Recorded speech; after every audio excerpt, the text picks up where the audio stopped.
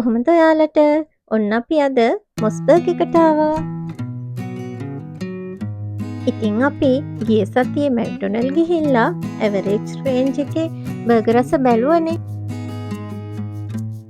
ඉතින් ඒ වගේම මොස්බර්ග් එකේ ඇවරේජ් රේන්ජ් එකේ බර්ගර් රස අපි බලමුකෝ. ඉතින් අපි අද මේන්ලි ගත්තේ චිකන් බර්ගර් එකක් හා බීෆ් චීස් මොස්බර්ග් එකක්. චිකන් බර්ගර් එකත් සමග ඔනියන් හා පොටෑටෝ සෙට් එක අපි ගත්තා. බීෆ් හා චීස් මොස්බර්ග් එකත් සමග අපි ගත්තේ පොටෑටෝ හා නගට් සෙට් එක. ඒ සමගම ජින්ජර් සෝඩා හා මෙලන් සෝඩා දෙකකුත් අපි ගත්තා. ඉතින් අපි ඉක්මනින්ම යමුකෝ අපි ගත්ත කෑම රස බලන්න.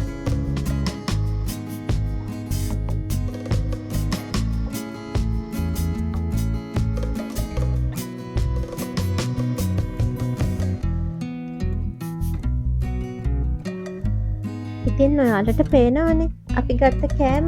අපි එකින් එක රස බලමු.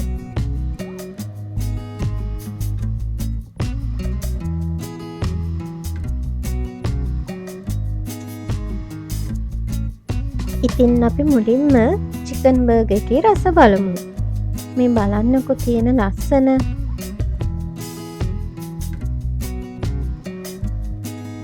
ඕනම කෑම එකක් ඇස් දෙකෙන් රස විඳලා කෑවමලුනේ කෑම එක තවත් රස වැඩි වෙන්නේ.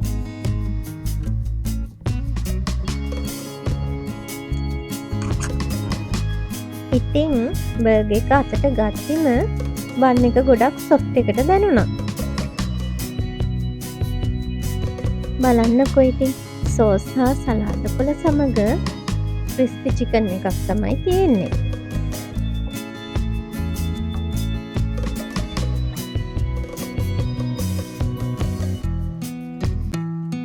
ඔයාලට මුලින්ම කීවනේ මොස්බර්ග් එකේ රස බලන්නේ මම අද කියලා.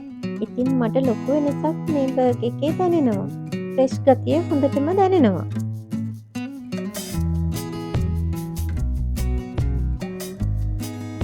මට ඉතින් ඉවසිල්ලක් නැතිව හිටියේ මෙන්න මේ චීස් බීෆ් මොස්බර්ග් එකේ රස බලනකම්.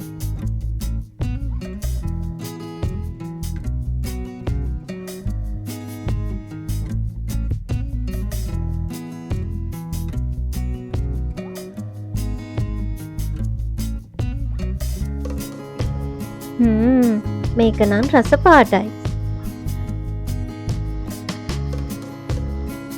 චීස් ලේ එකක් හා බීෆ් පැටි එකක් වගේම ඔනියන් හා ටොමෑටෝ මික්ස් සෝස් එකක් තමයි තිබුණේ.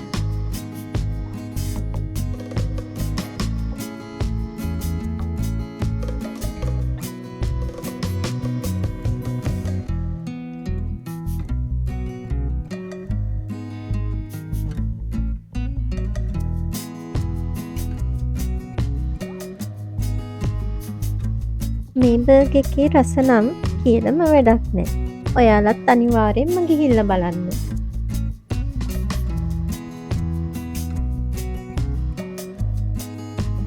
ෆ්‍රෙෂ් හා ජූසි ගතියත් එක්ක බර්ගර් එකේ රස තවත් වැඩි වෙලා.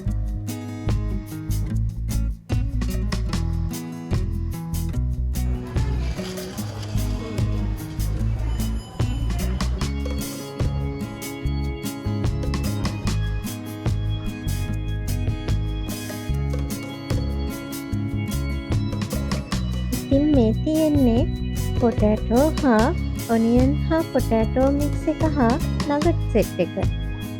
බාබකියු සෝස් එකකුත් තියෙනවා.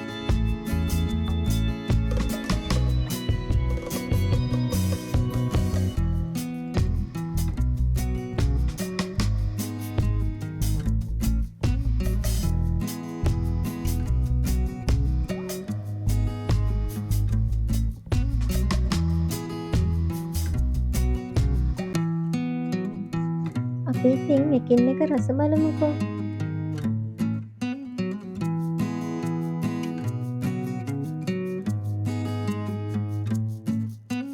ඉතින් මේ පොටෑටෝ හා නගට් ෆ්‍රෙෂ් ගතියට තිබුණා.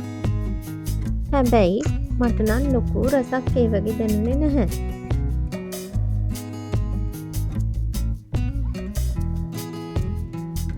ඔනියන් රින්ස් නම් රසට තිබුණා.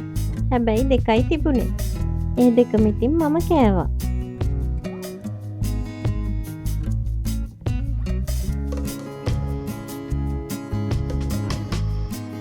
මේ තියෙන්නේ අපි ගත්ත ඩෙසර්ට් එක.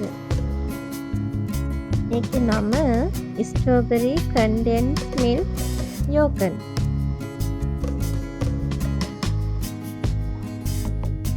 මේ ඩෙසර්ට් එකත් මම මුල් වතාවට තමයි try කරන්නේ. අපි බලමුකෝ කොහොමද රස කියලා.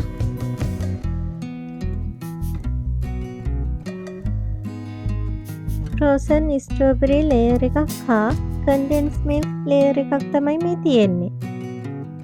බලමුකෝ රස.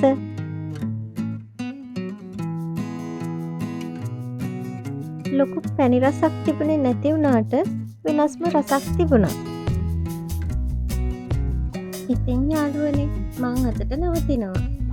ලබන සතියේ ජපන් කෑමක් සමග නැවත හමු වෙමු. එතෙක් ඔයාලා පරිස්සමෙන් සතුටින් ඉන්න. මගේ වීඩියෝ වලට කැමති නම් මාව subscribe කරන්න අමතක කරන්නත් එපා.